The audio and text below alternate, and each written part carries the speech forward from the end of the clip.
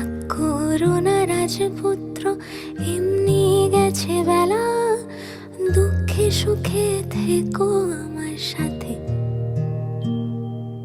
রাগ করো না রাজপুত্র, আমার অভিমান তোমায় বেঁধে রাখার অজুহাতে।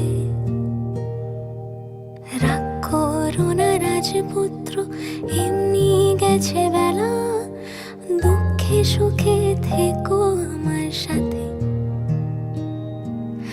রাগ করো না রাজপুত্র, আমার অভিমান তোমায় বেঁধে রাখার অজুহাতে।